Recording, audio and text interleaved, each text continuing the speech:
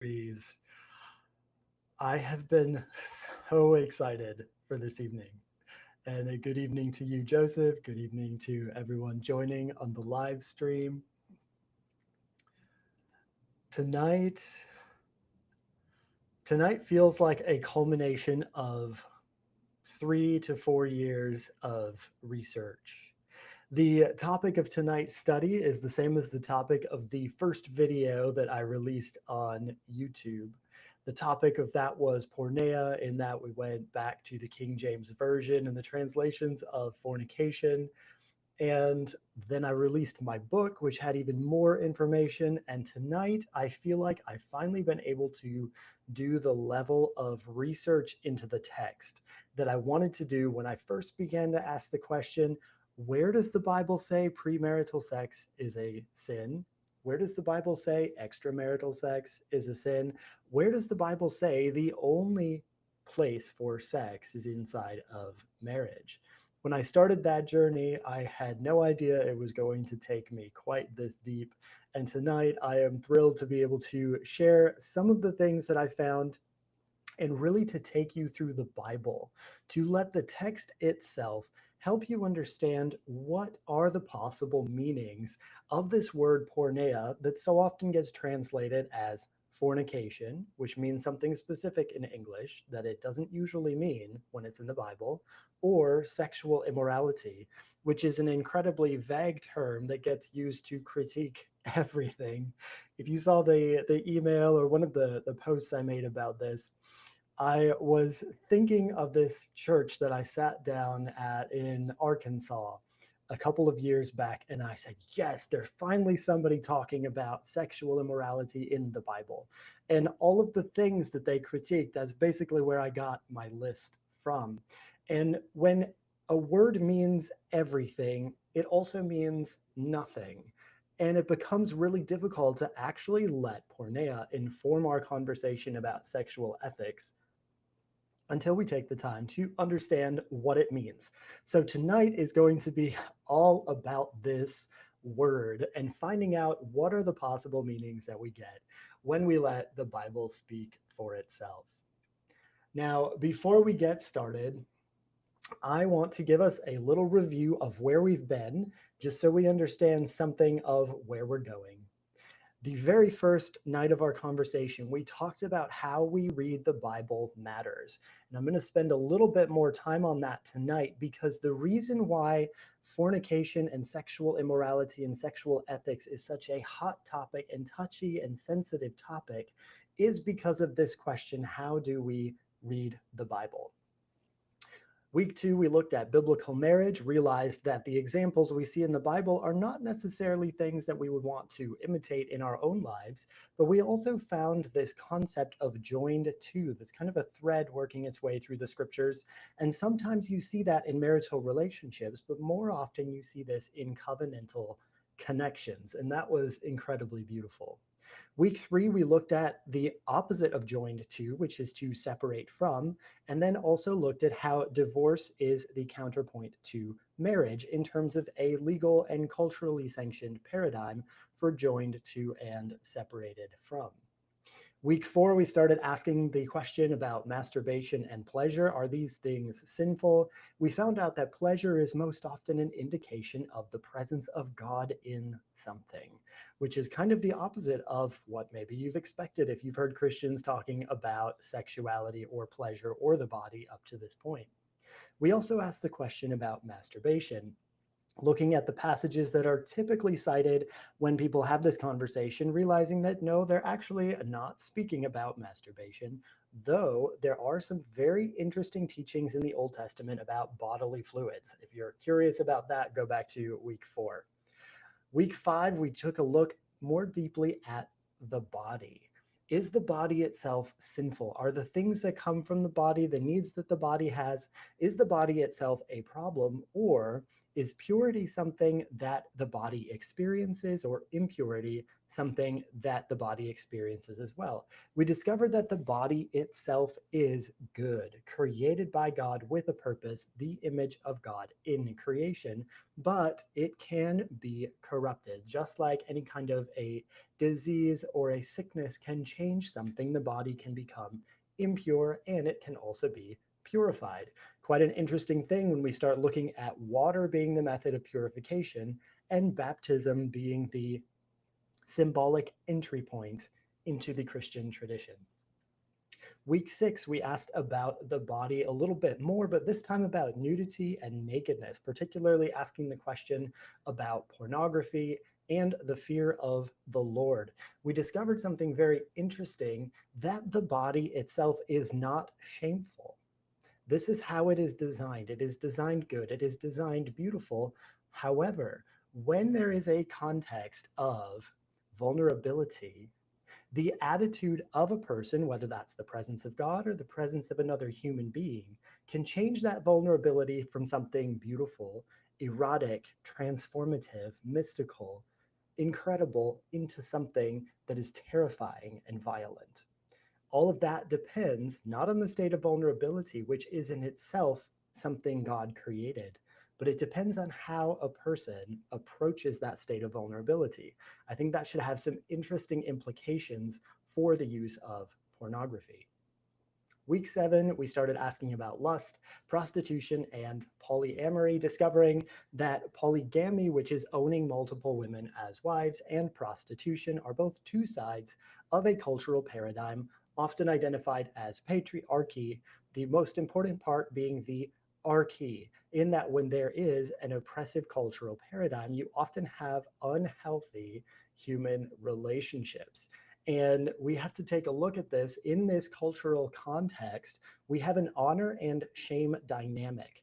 And the most important thing I think that we found out about prostitution in week 7, we studied this through the Old Testament, through the Hebrew terms, and we discovered that prostitution is never called a sin. It is, however, identified as a lower social status. And that is something that we're going to see come back again in tonight's conversation. We also looked at this contrast between the Greek conversation about eros, which is where the conversation about sexuality was happening in that culture. Eros never shows up in the Bible.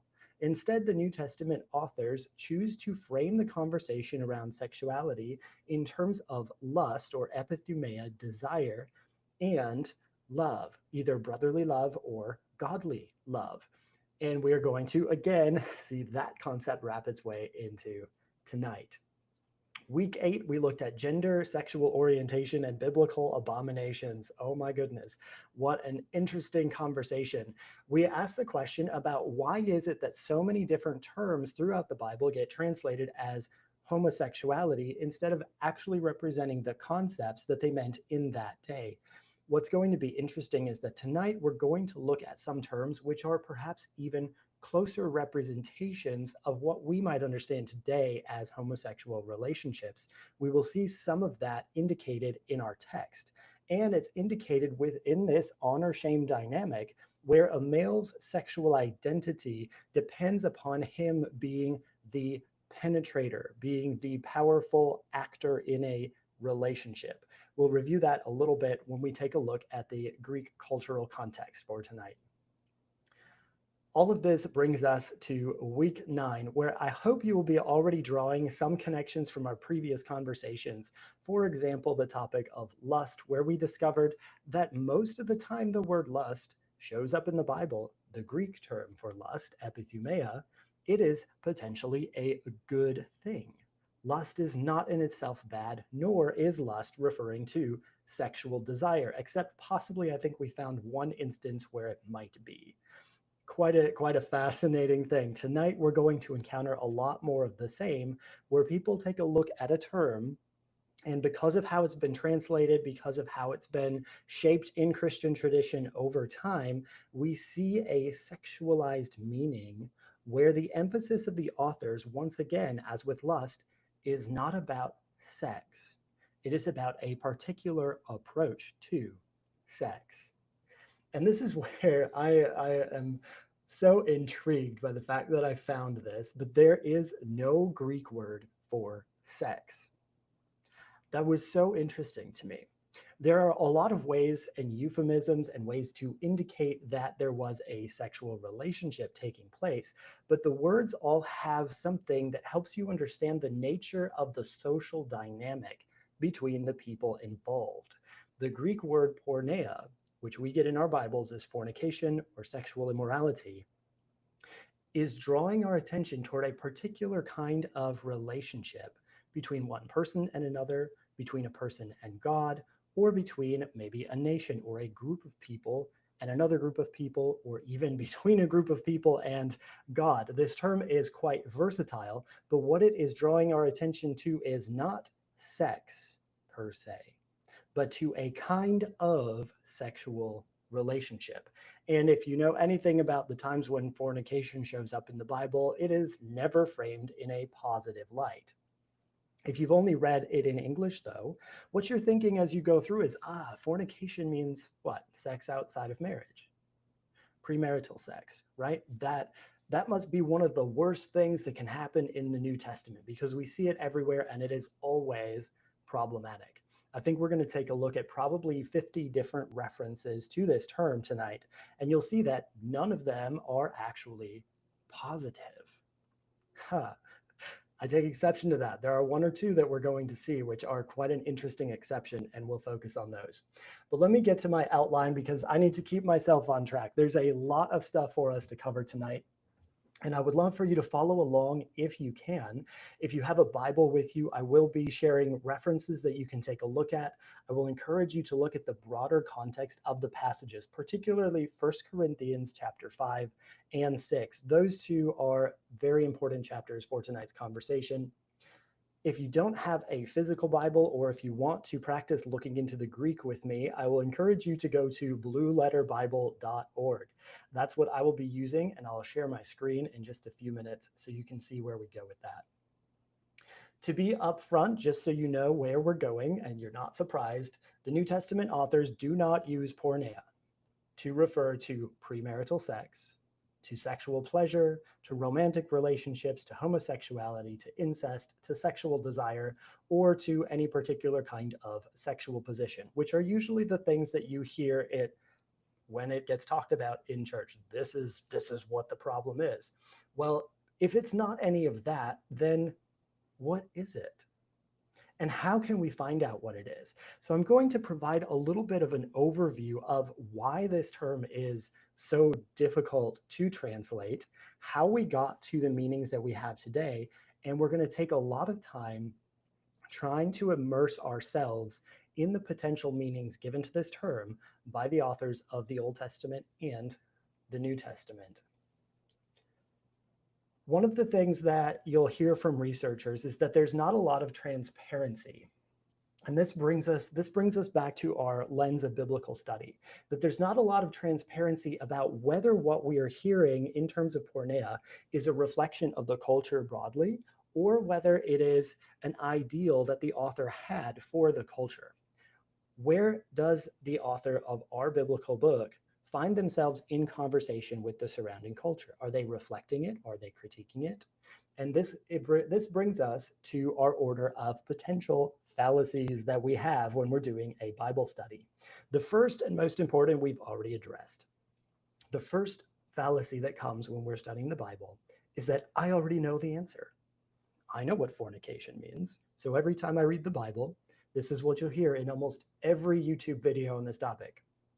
When I read the Bible, it says, flee fornication. I know what fornication is, so off I go. I'm going to flee this thing that I think fornication is because I assume I know what the author was talking about. Or fallacy number two, I assume that the tradition I'm part of, which has taught me that this list of things is fornication, has accurately understood what the text is saying. Or we move to fallacy number three, that when we dive into the text, that the words themselves clearly communicate. We ran into this trouble last week where we have Paul actually inventing words for the New Testament. How are we supposed to know what those words mean? Maybe he wanted us to take a little bit of time to study them and see what are the possible implications and maybe learn something from our searching for an answer. I hope tonight will be an inspiration in the same direction, because by the time we reach the end, I'm not going to have a clear single definition for you. That is a fallacy that we have received in the Western tradition and way of thinking, that there is one answer to a question, that there is one meaning to a word. This did not exist in the Hebrew context, and we have to remember that Paul, who wrote the majority of references we're looking at, was a Hebrew scholar. This is his background. He recognizes the possibility for plurality of meanings within a single word, within a single line, and it's just fascinating. However, I'll bring us to a couple of examples of this after I finish the fallacies. So we have to then ask, when Paul is speaking to culture, when he's talking about porneia, to what extent is he using a cultural lens, say this power dynamics that we were discussing last time, to help us understand something about Christianity? And to what extent is he actually stepping back and critiquing that power dynamic and saying, no, this is not the way that the kingdom of God functions? And how can we discern between one thing and the other? So what does Paul see? What does Paul write? How do we read what he wrote? There's a lot of potential obstacles in the way. And so tonight we're going to slow down a little bit and take the time that is required to hopefully understand how these terms evolve in their meaning throughout the writings of the New Testament and surrounding literature. One of the pieces, oh goodness, I have too many good little pieces to drop in tonight. Let's see. One of the things that we don't understand, let me take a moment here, because as readers in the 21st century, we have a framework of marital relationships, of sexual relationships, and terminology of things that make sense to us. So when we go back and we're reading in the Bible and we get to the book of Judges, and we see this practice where a bunch of women are kidnapped to be brides. And this is supposedly a good thing. It doesn't necessarily compute in our minds. This is the challenge that we have when we're going back to read ancient texts, is that there is a different paradigm and way of thinking about things than the paradigm that we have. So I was looking at an author, Catherine Southwood, who wrote a chapter called Virginity, Marriage, and Rape in the Hebrew Bible. And what Catherine talks about is that when you have these cultures with a high value of virginity and prescription of sexual activity, marriage is the dominant feature. And it is part of a complex ideological framework. I'm quoting here. And what she emphasizes is that this emphasis on virginity, we even see this in a lot of in the Torah teachings. We'll see potentially a little bit of it echoed in the New Testament. But what this indicates to us is that we are looking at a system that defines appropriate sexual behaviors in terms of honor and of shame. And I'm going to borrow from Robert Castor's definition of shame. He's defining the Greek term for shame, pudor. And I actually pulled this from another book, which I will recommend in a couple of minutes. It's by Kyle Harper. If you don't know the name Kyle Harper and you really want to dive into this word porneia, take a look at a couple of things by him. Open up Google Scholar, see what Kyle Harper has written. There are a couple of documents for free, really interesting. One of them is a collaboration with Kathy Gaka, who is another leading researcher on this term. Both of them are exploring the question. I think there's one other person on that author list. They're exploring the question, can you commit fornication within marriage? Or can you commit porneia inside of marriage? Their answer is actually yes. And while I disagree with how they got to that answer, and you'll see why as we go through tonight, you will also see from what we discussed this evening that porneia, or this term we are exploring tonight, has less to do with marital status and more to do with this honor-shame dynamic. And yes, it can be related to marital status and virginity as property value. And so that's all of these things really tie together. And we don't have time to go into the entire nuance of that, especially since my focus here is on having a Bible study, not necessarily a theological and cultural study. Before we get to the biblical text, though, I want to help us understand why it is so difficult to translate the term porneia. We've already discussed that there's no Greek word for sex. There are a number of different kinds of Greek words to indicate sexual types of relationships. I'll read you a couple of them if you're interested. One of them is mignumi, and it means to mix or have sexual intercourse, and this can refer to gods and humans mixing. If you think of mixing, imagine back to Leviticus and how important it is not to mix. When we talk about porneia, in fact, in the Old Testament, mixing with other nations, we'll see in a couple of texts, is a form of porneia, or some kind of sexual relationship that is not supposed to happen. We have another term called sunginomai. It is to sleep with or to have intercourse. Literally means to come together. We have sunerkamai, which means to come to. We have echo, to have someone. We'll see this term in 1 Corinthians, a couple of places in 1 Corinthians, actually. In 1 Corinthians 5, the other term we see, sunerkamai, we will see in 1 Corinthians 7. So I'll draw our attention to these when we show up there. We have another word that is used quite regularly, which is koimaumai. And I don't know, it reminds me of koinonia, kind of rhymes with that, but it doesn't mean the same thing. This means to lie down. And more literally, it's kind of like when we say to sleep with someone. And we have a similar thing going on in English where we use different kinds of terms to talk about the nature of a sexual relationship between one person and another and what dynamics might exist there. For example, we have this word that's often used to describe animals having sex. In Greek, is epibino, which means to mount. Rarely would we use something like that to speak of a human sexual relationship. And then we have parabalomai, to lie with sexually, rarely ever used. We won't see that one tonight. The New Testament word porneia fits in with this group of words as a kind of sexual relationship. And the kind of sexual relationship that it is, well, let's dive in and take a look to see where the word comes from, because the origin of this word is actually going to help us understand the kind of sexual relationship that is indicated here. So let me see if I can get my screen set up going. I do a couple of resizing things here.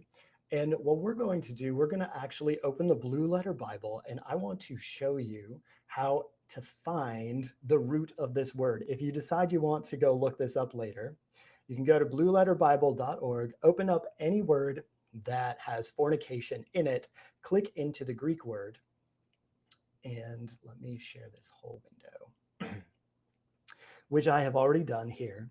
And I have opened the Greek word for porneia. And what this tool gives us here is quite helpful. It shows us that porneia comes from the root pornuo. Porneia is a noun, and it captures all of the porn-ish kind of stuff that happens, especially here in pornuo. Pornuo is a verb which means to do pornuo things. And this verb, in fact, comes from a noun. That noun is porne. This is a feminine noun, and this means prostitution or a prostitute. So if porne means prostitute, pornuo means to do prostitute things, and porneia means a reference to those prostitute things. But prostitute is not the root word. We can keep going deeper because the feminine term comes from a masculine term, pornos. This one is going to be a surprise to some of you, as it was to me. Pornos comes from the root piprosko, which means to sell. Big surprise. Prostitution means a sale of sexual services. If we go a little bit deeper still, comes from this term peron, and this is where we get kind of as deep as possible in the root. And what we get here, this word peron, is talking about traveling and going from one place to another. This was the role of a merchant in that time period. They were people who would pick up goods in one place and bring them to another. So from Piran, we get this word, peprasko, which is to sell. And you can see some of the examples: went and sold all he had to be sold. Here's some people being sold. You have an ointment being sold, or might have been sold. And so then you get to pornos, and this is now somebody who is selling sexuality. We're not going to go all the way into this just yet, because I want to help us understand, even already at the time that the Bible is being written, there are a lot of potentially complicated meanings around this term. And here's why. Because the term was about 300 or 400 years old by the time it shows up in the New Testament. Its origin, as we see, is in this term to sell, and this immediately translates to a male who sells something or a female who sells something. These are kind of the two roots that we go to, and the thing that is being sold in the pornos and porne terms has something to do with sex or sexual services. Now, the person may be selling themselves their own sexual services, or, as was more often the case in this cultural context, they were owned by someone else who was selling their body for sexual services. This is the origin of this term that we now get today.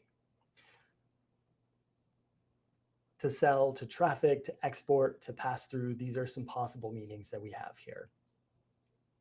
It means to sell. In fact, what's interesting, I had these note that the verb parao, which was the root of peprasko, means to sell across the seas. This is like a long distance kind of sale. That's quite interesting. Then we move into pernao. This is kind of the Greek midpoint between the selling and the selling of sex, which is pernao, to lead over, to cross, to trade, to traffic, to exchange. This gets taken into Latin as the term portare, or porter, which we might have. So a porter and a pornos, once upon a time, they would have been closely related in the language. And then we also have emporos, which means a trader, someone who trades. Now, this is quite interesting when we get to the book of Revelation, because all of the kings, the emporos, I believe might be the term, are committing porneia. So the traders are trading.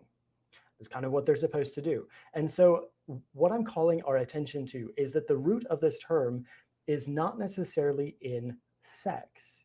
It is in economics, in commerce. And if you were surprised when our study of homosexuality and the city of Sodom in particular ended up being an issue of economics and politics more than it was an issue of sex, if it was an issue of sex at all, it was all about power dynamics. And this is what we see. Again, we talked about the honor shame, and honor shame in relationship to sexuality is about power dynamics. And for a male in particular, it is a question of who he gets to fuck. And I'm using that term particularly because I think it is an extraordinary example of how this power dynamic makes its way into the English language. If you think about the term to fuck, you do not want to be the person getting fucked, because that usually means something terrible has happened to you. You want to fuck something up when you want to exercise your power and destructive force and capacity. This is what we're talking about in terms of sexual power dynamics. It is even embedded in our English language, as just that one example can show us. In classical Greek, now we're talking about 500 years before the New Testament gets written, the term porne was the first term that was really in widespread use. And porne stood next to, porne meaning a female prostitute, stood next to two other kinds of women and sexual behaviors for women in particular. One of them was a heteri. So you could be a porne and offer sexual services for sale, or you could be a heteri, which was kind of like a higher class courtesan or companion. Porne and heteri go together, but they are a different social status. Again, we have now social status for women as well as social status for men. You also have the term moikalis or moikea. We looked at this in our discussion of adultery. This is a term for adulteress. This is another kind of sexual behavior that could define a woman. She could be a prostitute, an adulteress, a heteri, potentially a wife. But even that, the word for wife and the word for woman are exactly the same. So how do we distinguish the one from the other? These pornai, heteri, these are the distinctive female roles. Now you have this contrast between the two, because the pornai, the indication of a porne or pornai, which is plural, is that it is a transactional relationship, a sexual relationship that is transactional. And that I want us to remember, because that is going to be the root that comes all the way through our conversation tonight. Pornos is a sexual relationship that is transactional. Now, we don't actually have a lot of references to any variations of porne, pornos, pornuo, or porneia in Greek literature. We don't get a lot of references to that. Where we get the majority of our references from is actually from the Septuagint, because they use this term porne or pornos to translate the words we looked at already in our study of prostitution. That's why I took some time when we were reviewing. If you want to go back and take a look, I believe it was week 7, you can see where we move through the Hebrew terms that when the Hebrew text gets translated to Greek in the Septuagint, the word porneia is used as a substitute for the Hebrew terms for prostitute. So that's where porne would show up in the Septuagint. And the majority of ancient textual references that we have are from the Septuagint. So we're going to take a moment and just talk about what did this term actually mean when we looked at it in the Septuagint. Let's see. I have jumped the space in my notes already. Let's see. Scroll down, and I want to talk about it for a minute. Septuagint examples. As with the Greek, we have multiple words in the Hebrew in the Septuagint to indicate a sexual relationship. We've already reviewed them, but there is one that is unique that I think we should take a look at, which is genosko, which is the word to know.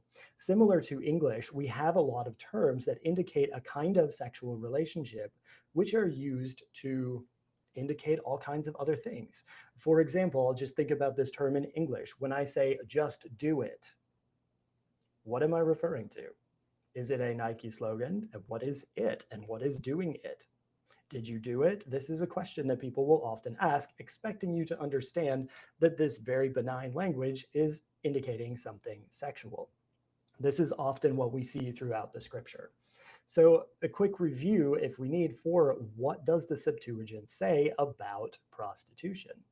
What does it say about transactional sexual relationships?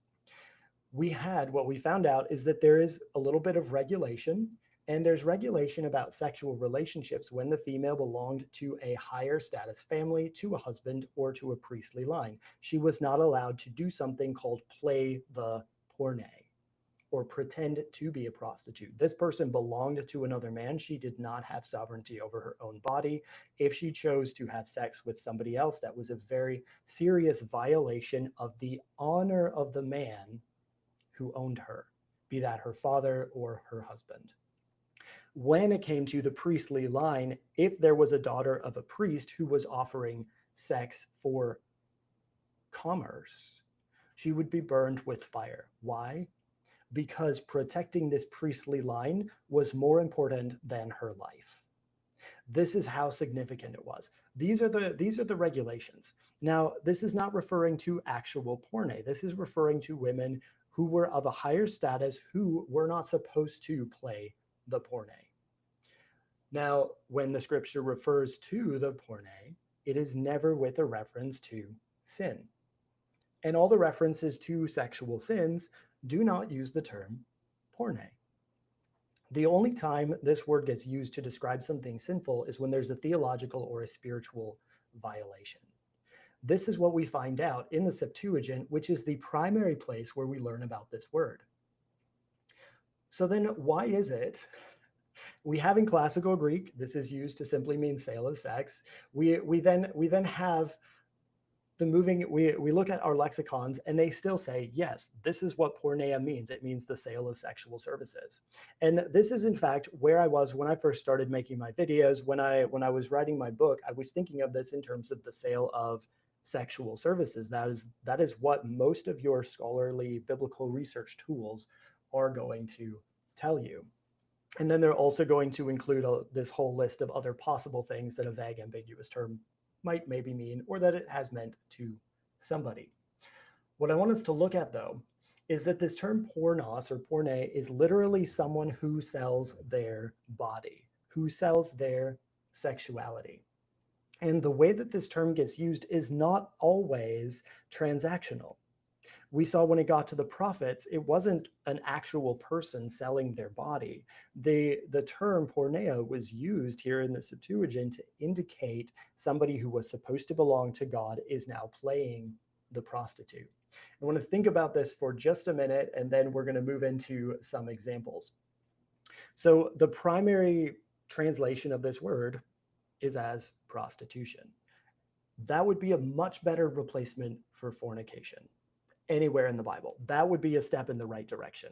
But the reason why, I'll get into why we have the word fornication instead, and it has to do with the early Latin translations by Jerome, where the Latin actually aligned somewhat in its meaning with the Greek for porneia. Then the Latin morphed and changed over time until it comes into English as fornication. And by the time it reaches us 400 years after the King James, fornication means something totally different than it ever meant, which was still even a little bit different than the Greek term porneia that we have here. So instead of translating porneia as prostitution, we get fornication. That is the dominant understanding of this term today. The more recently emerging term is sexual immorality or illicit sex, and it comes from people who don't actually want to try to define what this term means. And I think this is a move in the right direction, but it is still not helpful because people still think, well, this is just another way of saying fornication. You'll have lexicons like BDEG and Little Scott, which are the primary things that we're going to refer to in theological training. They have to align with your traditional theological readings, because if they don't, they might be promoting sin. And how can you be writing a theological commentary and promoting sin at the same time? This is why we haven't been able to address this issue in academia, because anybody who actually looks at this and suggests it's something different no longer has a platform to speak from. They try to avoid controversy by not saying what counts as illicit sex. They leave that up to the reader to define. And so English speakers, they're like, well, whatever I heard was a bad thing, that's probably what the Bible is saying. This, as you understand, if you've been with me for this study, is problematic. Then we also have Augustinian sexual ethics and the influence of Latin translation. So all of that leads us to a couple of problems. And here's why I will not translate this either as fornication or sexual immorality. Illicit sex, we've already talked about how people will just import whatever it is we think was problematic. But if the term meant illicit sex in Greek, we have to look at what did the Greco-Roman culture consider to be illicit sex or not. And it is a very different set of standards than the one that we have today. Second thing is that when we use sexual immorality, we're hiding what the actual problems are. And there are specific meanings to this term porneia. Some of them could be literal prostitution, could also be adultery-like betrayal, which is primarily what we see in the prophets and, believe it or not, in the book of Revelation. Idolatry is the other piece that we see. This is, in fact, the most common association with porneia that we'll see. I did a little bit of statistical analysis, and the word porneia is most strongly associated with the term idolatry. Yes. Another link is economic exploitation. And again, if you remember that this term comes out of the word for commerce, it makes sense as to why economic exploitation is a meaning that is embedded within porneia. When we try to use the term sexual immorality for all of these different scenarios, we lose a lot of understanding of what the biblical text is talking about. So if you want to get into the research, here's where I'll give you a couple authors to look at. Kathy Gaka, The Making of Fornication, really an incredible study of the term, particularly of how it is used in the New Testament context. It was used to undermine a person's philosophy. It didn't necessarily mean anything about sex, which is kind of fascinating. But I want us to think about this for a moment. The word ass. When the Ten Commandments say, "Thou shalt not covet thy neighbor's ass," what are they referring to? Probably something different than the first thing that comes into mind when I say that term today. They're referring to a donkey or a stubborn mule. An ass is a creature that is really hard to move. And it is also a very important piece in an agricultural context. That was a valuable piece of property. So you might covet your neighbor's ass because it's a valuable piece of property. Now today, we might call somebody an ass and say they're being an ass. What do we mean? We probably mean that they're very stubborn, annoying, unmovable. We use this term in all kinds of different ways, some that have nothing whatsoever to do with a donkey. But you can see that even the way that we use the term, this stubbornness still winds its way back through the etymology of the term to refer to that creature where we learned about it from. And so even when Kathy Gaka is talking about fornication and how people use this term porneia to critique one another, and it has a use, that use is still tied to its roots. That's what this whole example here is for. Another book, Kyle Harper, From Shame to Sin. I've started reading that one. Absolutely fascinating. What he says, and I find this very interesting, he says that really Christianity didn't influence the conversation about sexuality throughout the Roman Empire until the 6th century. And by that time, there was 600 years that people could look at the passages we're looking at tonight, put them into conversation with the surrounding culture, get into power struggles, and decide ultimately, oh, this is what we think fornication means, and we're going to put to death all of the heretics who thinks it means something else.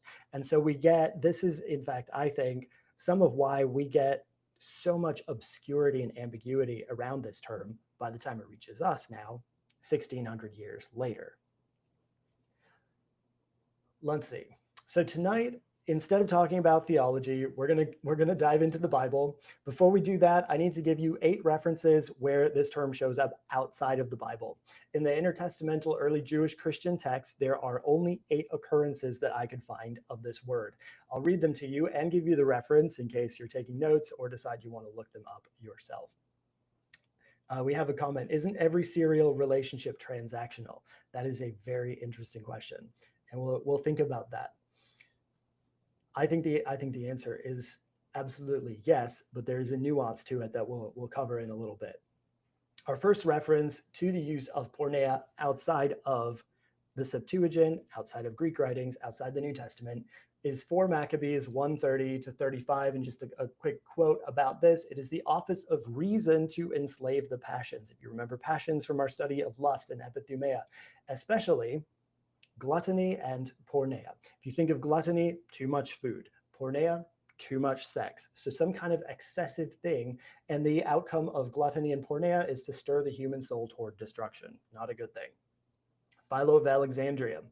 I actually only have spec leg. I don't actually have the whole title of this book written down for me. When the body has been corrupted by gluttony, wine, and porneia. Too much food, too much alcohol, too much sex. This is kind of how I read this at face value. It loses the sovereignty the intellect ought to exercise. We now have reflection of Greek culture, mind over matter. This is where we get some of that. We have Decalogue, porneia and injustice are joined to one another, depriving the soul of true prosperity. You see again the economic injustice and porneia. He's not talking about premarital sex. Sibylline Oracles 4:22 through 25. The Romans were given over to porneia and luxury. This is what you'll see in Gaka's writing. This was often used to accuse people of being illegitimate rulers. Josephus mentions this in Antiquities, speaking about Sodom. They were given over to porneia.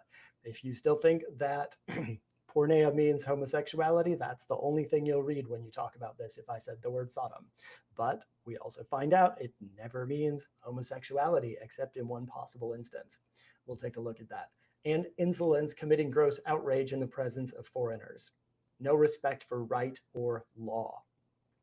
First Enoch 60 verse 7, when we looked at Jude, Jude makes a lot of references to the writings of Enoch.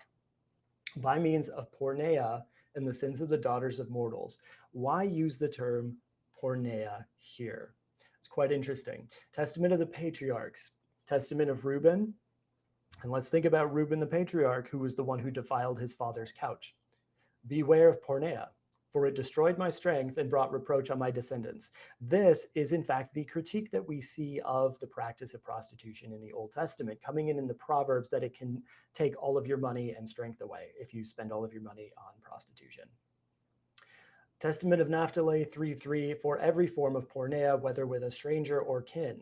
This one is interesting. This may be one of the few possibilities of committing porneia with a relative, defiles the spirit and breaks the covenant. But what is porneia? What is this sexual relationship that is indicated? If we're simply reading this from our Greek roots, which are 400 years prior now to these writings, we're like, well, every form of transactional sexual relationship, doesn't matter who it's with, defiles the spirit and breaks the covenant. That makes a lot of sense. Why don't we just say for every form of transactional sexual relationship? Even though from these passages, and you'll see also as we go through New Testament passages, we learn a lot more about what happens because of porneia being done, then we have indications of what porneia actually is. So where we have a few indications of what porneia actually is tonight, we'll pause for a few minutes. So all of these books are being written around the same time as the books of the New Testament, so they're kind of an interesting counterpart to it. We do have some classical Greek usage. Herodotus mentions temple prostitution. He says this, I believe it's about Corinth. And modern research is now disproving what Herodotus was saying, that every woman of the land must sit in the temple of Aphrodite and have intercourse with a stranger. This custom is called sacred porneia, sacred transactional sexuality. Very interesting. But now we have this taking place in a religious context. And this is going to be the other primary thing that we're going to consider, is the theological implications of porneia. Plato speaks about this in Laws. Those who frequent the company of pornei, prostitutes, cannot practice moderation. Self-control, we've seen this already in a couple of passages, is very important. Aristophanes is using this in satire. Now that we're ruling, we'll have no need of those expensive pornei, no need to pay for sex anymore. You can get it for free. Quite interesting. Demosthenes, who is often what we see in our Greek lexicons, says this quote, we have pornei for pleasure, heterae for companionship, and wives for legitimate offspring. So you again see the three categories of women. These are, again, levels of social status. Greek does not give any metaphorical or symbolic use to this term pornei like the Septuagint does. As we already saw throughout the prophets, pornei means basically taking another god besides God. So I'm noting we have the absence of eros in the New Testament, and we have the presence of porne. Porne shows up in the four terms that we already saw. Those are the four primary forms that we see in the New Testament. There are two others that come in, but they're rarely ever used. Now, we have to ask this question. Let's just pretend for a minute that porne means illicit sex. Today, we have a whole list of what kinds of things are illicit, and that might change depending on who you are and what kind of relationship structural paradigm you use, what is going to count as illicit or not. In the Greco-Roman context, here's what was licit. Here's what was okay, respectable. Sex with female prostitutes. This is acceptable, not illicit sex. So example number A, why we shouldn't translate this as illicit sex. Because sex with prostitutes was acceptable in that culture. Sex with male prostitutes or enslaved boys, tolerated, but the Romans kind of looked at the Greeks as a little bit too into that, and they didn't think it was quite so cool. Keeping a concubine, this was legal, as a separate sexual partner, and sex with any number of slaves that you had or that you somehow got access to. Roman masculinity, as we talked about last week, is measured by control, measured by power, measured by how many people he can penetrate. This is his status. He can have sex with anybody so long as the partner who is being penetrated is of lower status and so long as he is the one who is the penetrator or the dominant partner in the relationship. This is it's the honor shame dynamic. It's so different than how we tend to think about things in terms of our sin and guilt conversation around sexual ethics today. The only limitation to the Roman man enjoying himself in whoever's body he wanted was that he did not violate another man's legal claim, either a virgin daughter of a high status citizen or another man's wife. Those two kinds of people were off limits to his sexual pleasures. Let's see. Here we talked a little bit, this idea of shame defined by Robert Castor. I think I did not actually read this definition, is a displeasure with oneself caused by vulnerability to just criticism of a socially diminishing sort. Criticism of a socially diminishing sort. Shame means you are not living up to your status. Based on what status you were, you would have a different level of behavior expected from you. This idea of honor would apply to free and well-born males. So you have to be both a free citizen and somebody who has money in order to have status that may be lost by something that you do. If you are a woman, if you are a slave, there's nothing that can diminish you socially. This is why you are on the being penetrated or the getting fucked side of this honor-shame dynamic. And as we explored last week, then you have eunuchs, people who cannot have children. You have people who are called the malakoi, who may in fact enjoy being on the receiving end of penetration, as some people do. What does that do to this honor-shame dynamic? Because the whole thing is about dominance and power and control, and suddenly a person is doing this thing to you that is saying you're not dominant, you're not powerful, you're not in control. Your masculinity is at stake if you let yourself be penetrated. The only time this would happen would be things like, say, a mockery at a crucifixion. You are being penetrated, you are being beaten, all of the terrible things are happening to you. So what is unacceptable forms of behavior? Sex with another man's wife, with a freeborn virgin, as we already mentioned, incest is also shameful and sometimes illegal. So this, again, we're looking at if porneia means illicit sex, these are the things that are illicit. Adultery, sex with a virgin who is going to be sold by her father at a very high price.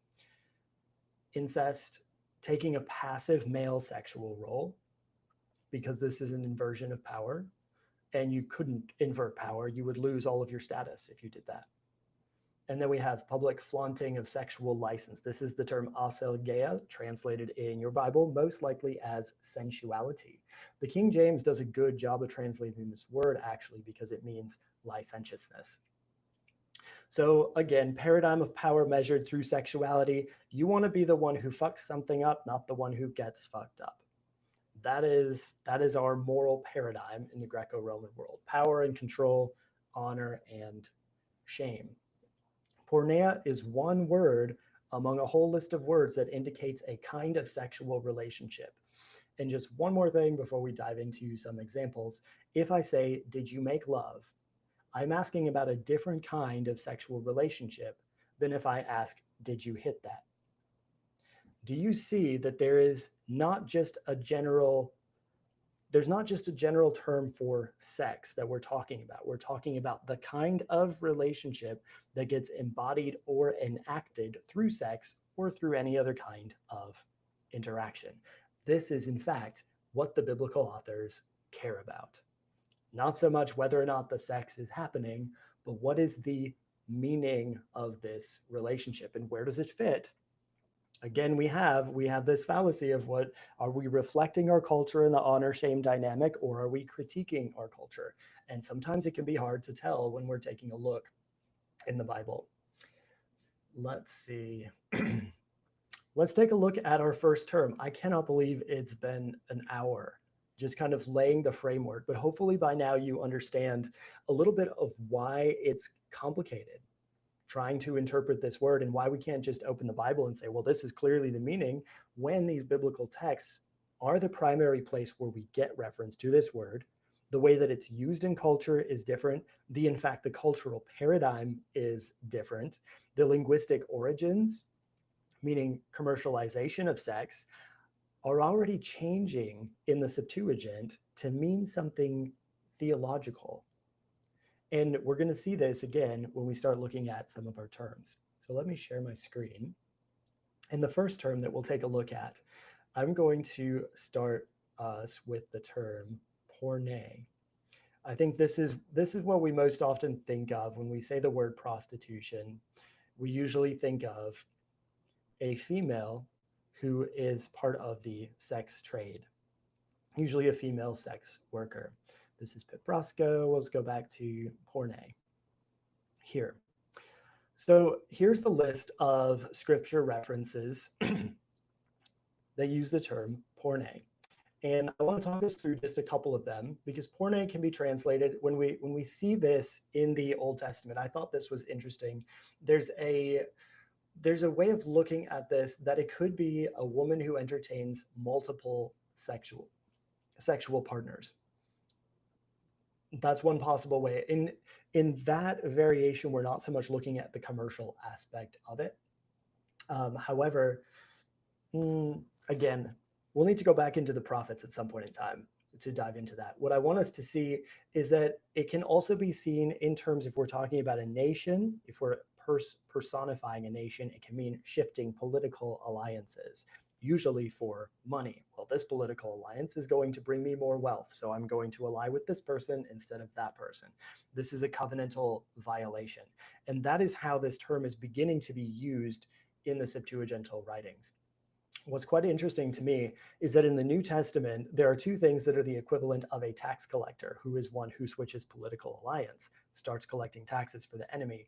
One of those equivalencies is the sinner, which, by the way, does not mean prostitute. It means Gentile, almost everywhere that it's used. So there's only, in fact, one time that tax collectors and prostitutes gets mentioned, and that is going to be here. Jesus saying, "Truly I say to you, the publicans and harlots," Matthew 21:31, "go into the kingdom of God before you."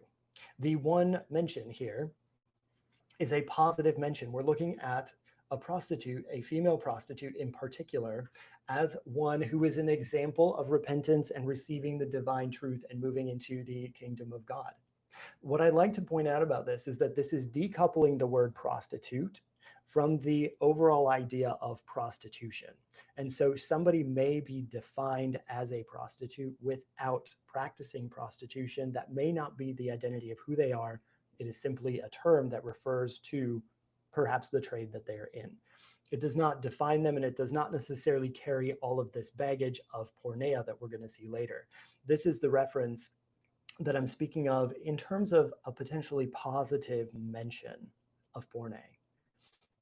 We'll see as we go through this term porne. Similarly, Matthew 21:32, the publicans, the tax collectors, and the prostitutes believed John.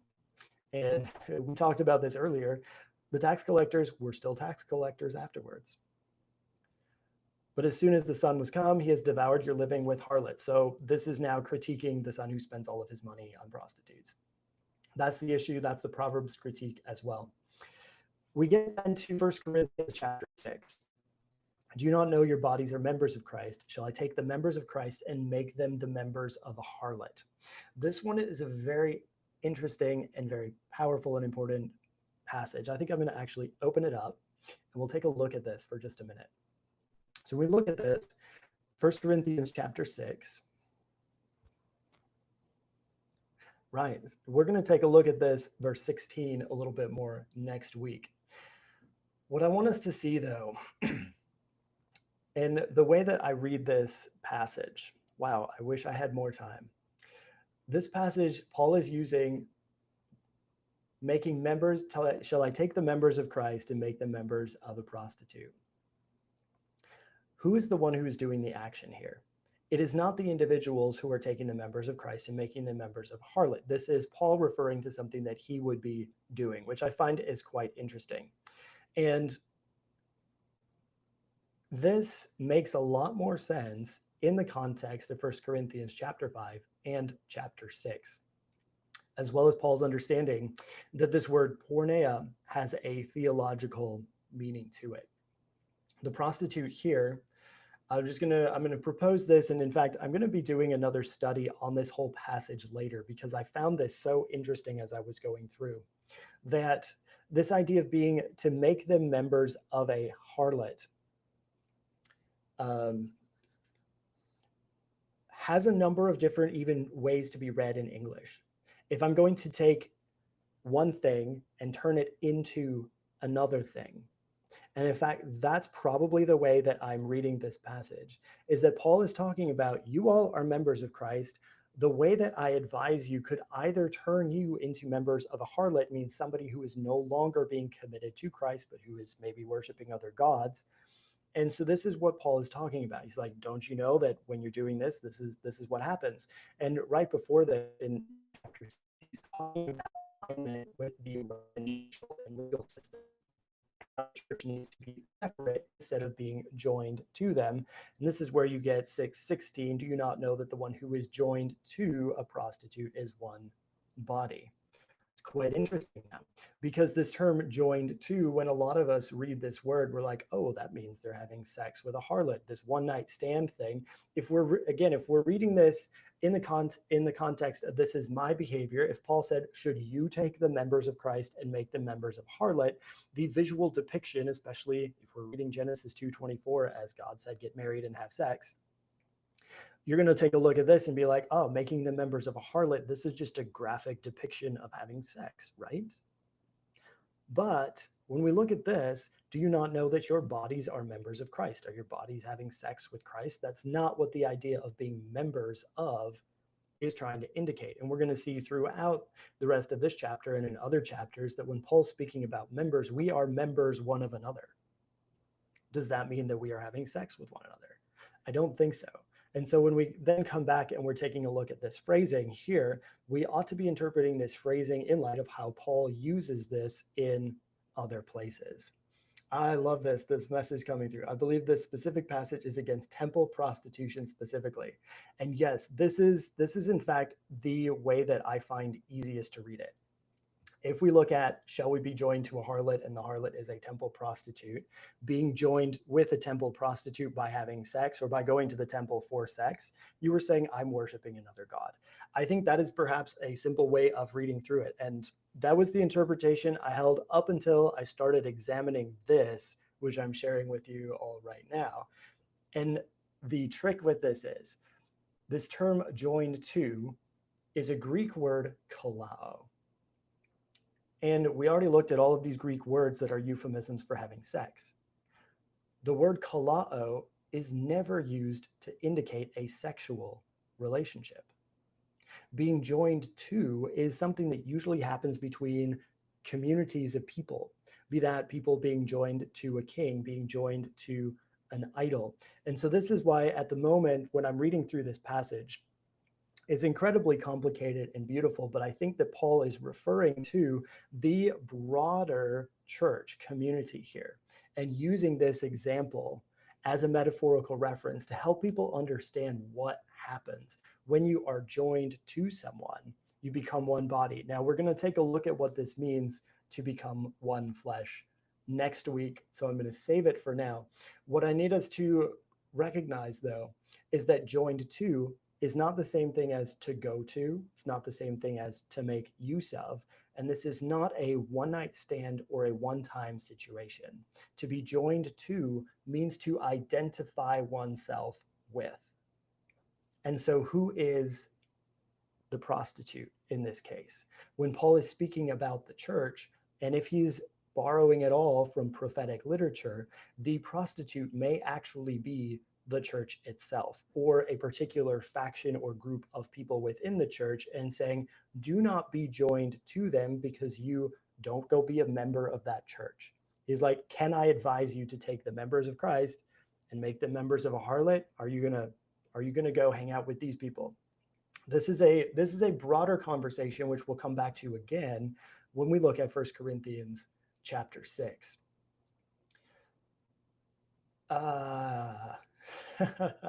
This could easily be a 3 to 4 hour study. Again, the question here is not what kind of sex, but what kind of union. And this reflects the use of the term porneia and even porne throughout the scripture. That the point is not about who you're having sex with at this point, is about what kind of sexual relationship is taking place. Shall I take the members of Christ and make them members of someone who is a temple prostitute? Perhaps he could have indicated that.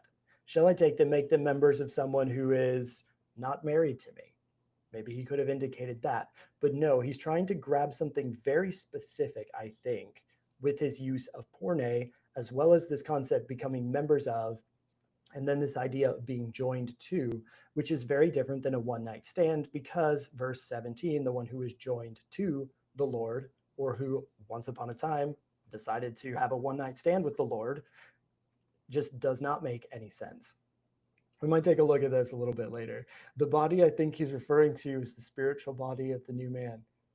Beautiful. Yes. Yes. Absolutely. So this idea of engaging with temple prostitutes, we need to talk about this for just a minute, because when we talk about Corinth, and if you've heard a preacher talk about Corinth, you've heard them talk about how Corinth was one of the worst sexual cities ever. And the way that Corinth got that reputation was from that quote by Herodotus that we read earlier. So now scholars are going in and studying this, because porneia was often used to try to say, well, this group of people is worthless because they practice porneia. This is what Kathy Gaka's research is going to show you. And what the scholars are discovering now is that actually Corinth was known not for everyone having orgies all the time. Corinth was known as a trading city. Do you kind of see how our emphasis here is shifting from sexual to commercial? This is what is inherent in this word porneia, and I think is why this term shows up so often in the New Testament, in part because we're talking about this transactional exchange, and in part because of how this term gets used in the Septuagint.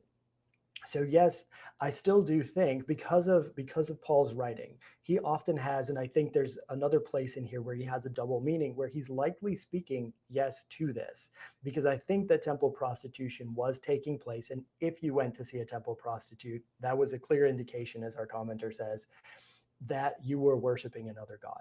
Don't do that. But also, there's a lot more at play here. And another reason for this, when we get here, do you not know that your body is the temple of the Holy Ghost? If you look in the Greek, this term for body is actually plural. So he is speaking to the church body in this section.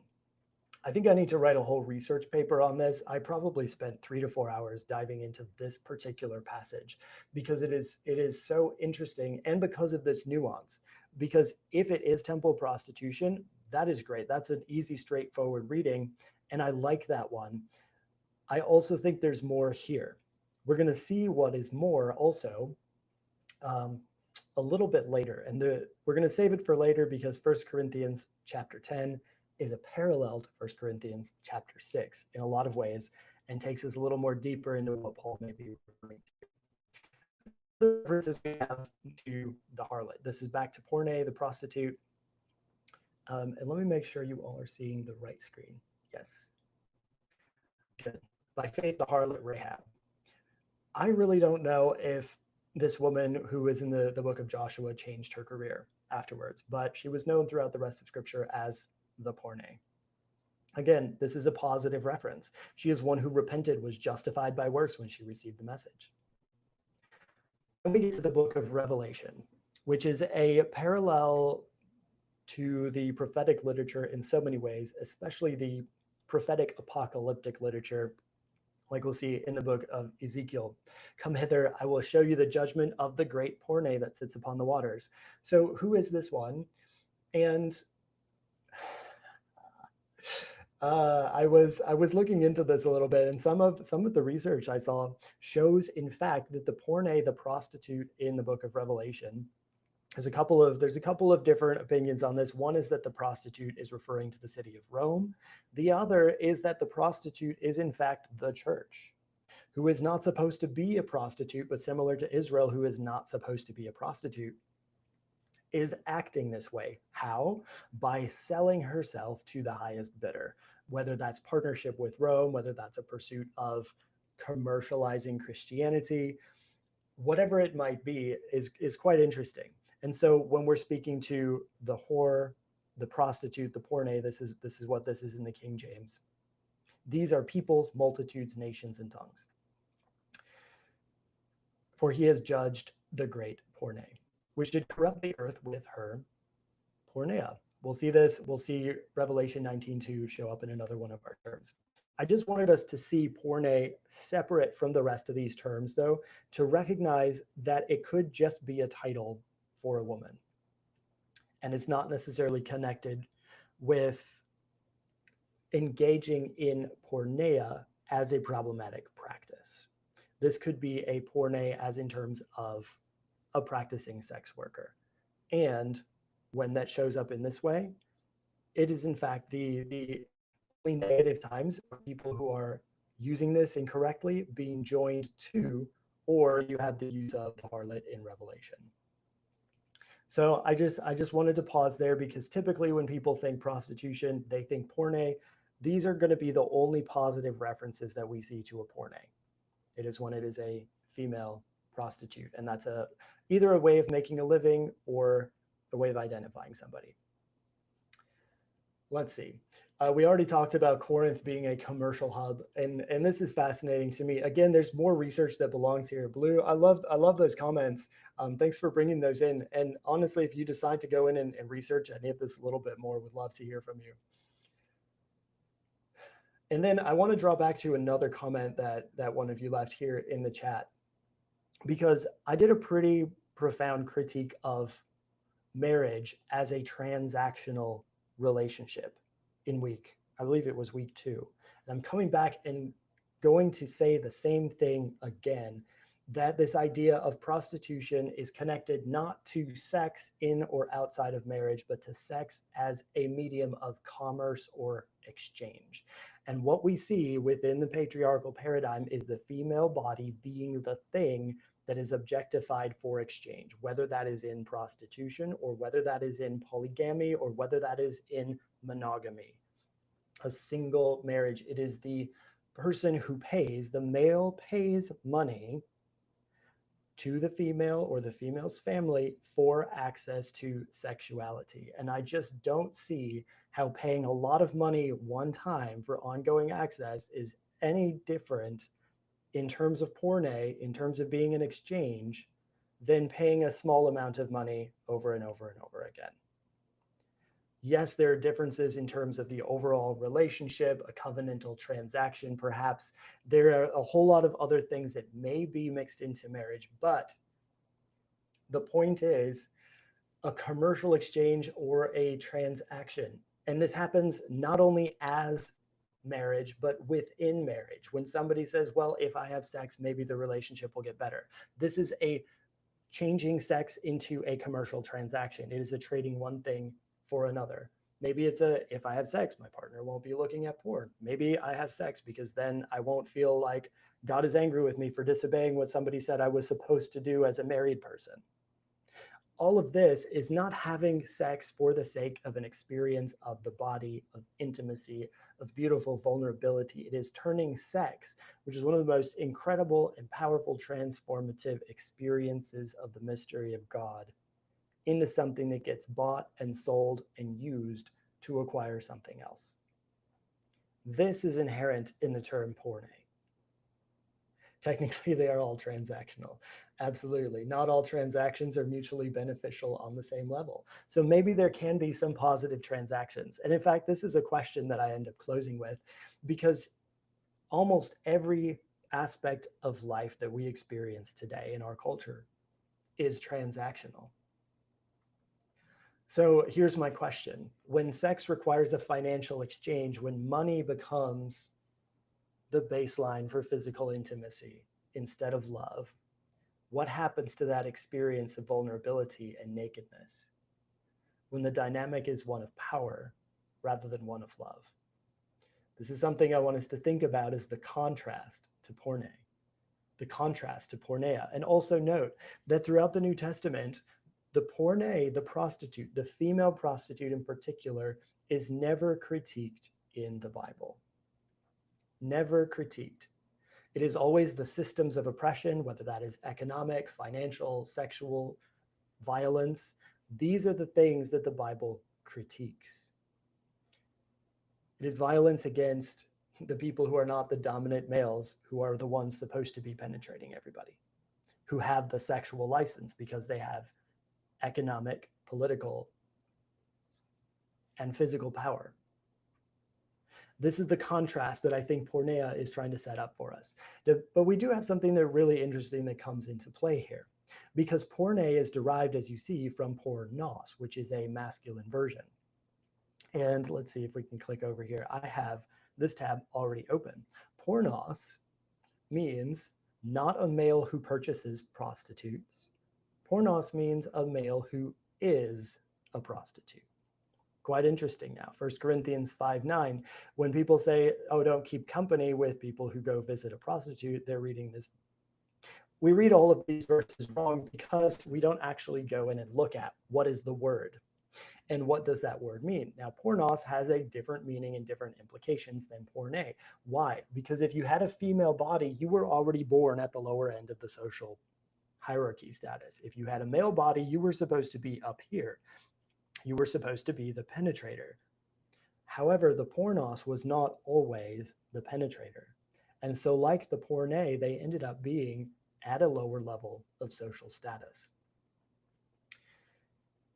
Let's see, pornos, this term doesn't exist in the Old Testament. If you're ever in Blue Letter Bible and want to check if the term shows up in the Septuagint, you can click on the LXX, and that will show you where it shows up in the Old Testament translations.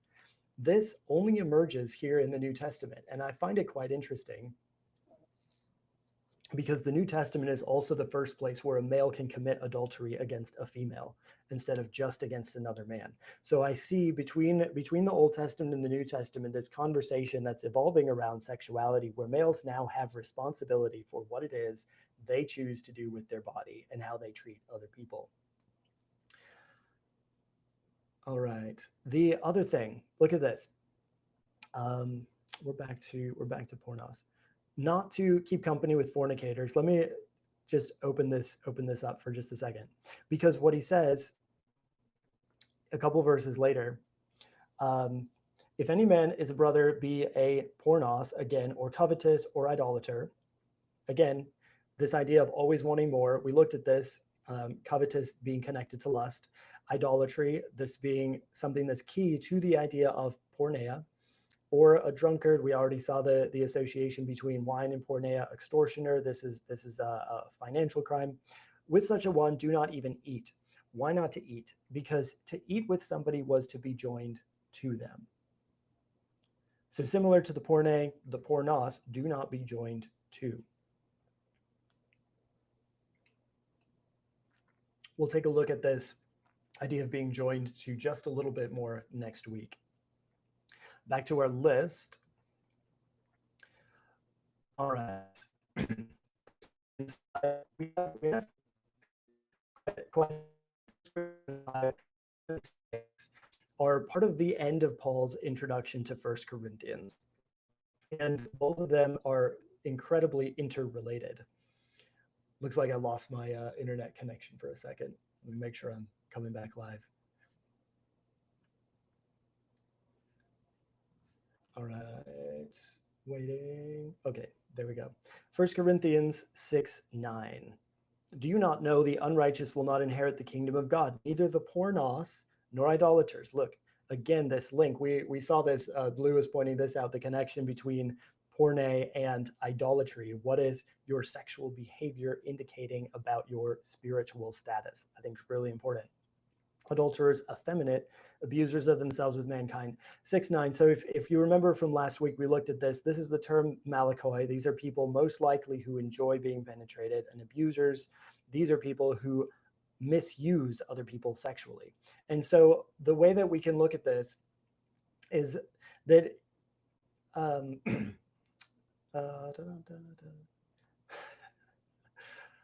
oh my gosh. I'm feeling a little bit of stress because of the time at the moment, and we have probably some 25 verses left to go. So what I might have to do is wrap this up a little bit early tonight and just give us a quick overview of a couple of key points. and then go in. And what I may do is actually just another 2 hours of walking us through all of these passages, if that sounds good. I think I have to do that for the sake of my voice and also for the sake of my attention span. So just a couple more pieces here for pornos. We have this idea is repeated 1 Corinthians 6:9. We have this echoed down here in 1 Timothy 1:10. We have the pornos, those who defile themselves with mankind, men stealers, perjured persons. So we have these two places. These are our two references to the malakoi and arsenokoides. So people who abuse their own bodies or people who abuse the bodies of others. Or the term abuse may actually be problematic. The term sin might be more correct in terms of missing the mark for status of how you're expected to behave in that culture. Maybe a more accurate way of looking at this. In our world, sin often means you're in danger of eternal torment and judgment. In the Greco-Roman context, in the biblical world, sin meant you missed the mark. You didn't quite make it to everything that you were supposed to be. So what is the mark? I think that the mark that we're shooting for here is the image of God, which is the human body. God reflected through the behaviors of the human body. And in this cultural context, if you are now acting like a person of lower status, or if you are committing violence towards someone else, you are now misusing this body and not reflecting the image of God in creation. So these are a couple of examples. We also have Ephesians 5:5, which links pornos with unclean, which is ineligible to go to the temple, and then covetous, which this term for covetous is someone who is just greedy, constantly greedy for more. It's slightly different from the word that we looked at that often gets translated as lust and sometimes as covetousness. This is not epithumia. Now, the interesting thing is when we get to 1 Timothy 1:10, things that are contrary to sound doctrine. You know what is not listed here is somebody who is having sex with a prostitute. What is listed, this term whoremongers, G4205 here, is somebody who is a prostitute, not somebody who sees a prostitute. And so just again, understanding that the New Testament here is not challenging the honor shame paradigm. There's no place that says going to see a prostitute, going to have sex with a prostitute is a sin or shameful or anything like that. We do have the do not be joined to, which the term joined to, in fact, doesn't even have a sexual connotation to it. And so does that mean to have sex? It is really hard to say. We get our Hebrews 13:4, which we looked at in a previous week. We don't have to go into that anymore. Then we get to Revelation 21:8. And in this list, I'm kind of curious if when we're looking at the pornos, which is translated here as whoremongers, I'm curious, are these people who are selling sexuality? Are these men who are trafficking other people? Or are these people who are engaging with economic injustice? Because again, the term pornos is somebody who is selling something, somebody who is selling out something. And for this, Hebrews 12:16 is fascinating. Do not be a pornos, as Esau, who for one morsel of meat sold his birthright. Esau is pornos not because he had sex, but because he sold his birthright. And so when we see pornos, we have somebody who is selling their birthright, selling their status, selling their Christian identity for something, selling their body perhaps for sexual enjoyment of somebody. If you're a female, of course, females do that. Males in this culture do not do that because it is losing all of your status. Females have no status to lose. It's an inversion, again, of cultural norms. So when we're back to our biblical studies, the question we have to ask is, do we translate this status hierarchy, this honor shame dynamic directly from the text into our day, or do we take more time, which I do wish we had, to dive into the meanings of these terms and find out what is the idea behind them? What are we actually being called to as followers of Christ, as people who look in this book, as people who don't want to miss the mark? What does this mean? So I hope we've gotten a little bit of an idea just from our two foundational words. If you remember, porne and pornos are what inform the verb porneo, which is to do this practice of porneia, which then inform the noun porneia, which kind of is the broad catch-all for this thing that is quite problematic. And because I'm losing my voice and because it's almost 8, we're going to wrap up tonight's conversation without looking at pornuo or porneia. Oh my goodness, I cannot believe this. But I think I'm going to need probably another hour, probably another 2 hours to go through these. Before I do, just in case, I want to leave you with this. Take a look, open up one of these passages. I say open up a porneia passage like Matthew 5:32. When you get to Matthew 5:32, you'll have something like this in the Blue Letter Bible. Click on the verse or on the tools, and you can go in and scroll down to this word, fornication, which gives you porneia. If you want to do this study for yourself and take a look at some of these words and start to ask, well, what could this term mean? I would love to have some more ideas. I appreciated the conversation tonight, especially some of these concepts about transactional, seeing the temple of prostitutes, these transactional relationships. These were really good. So if you want to go in, take a look at these passages, see what you find, come on back into this conversation, and I might open this up again on Thursday night, just to continue, because I don't want to wrap us into my conclusion where you say, oh, this is what Kevin thinks this word is. I want you to take a look at these nuances that exist here in the text. And we had to rush through some of these nuances of pornos too fast. I'm sorry about that. I may take a little time to revisit a couple of them. But when we get to pornuo and porneia, I really want you to have the time to see what the text itself might be indicating.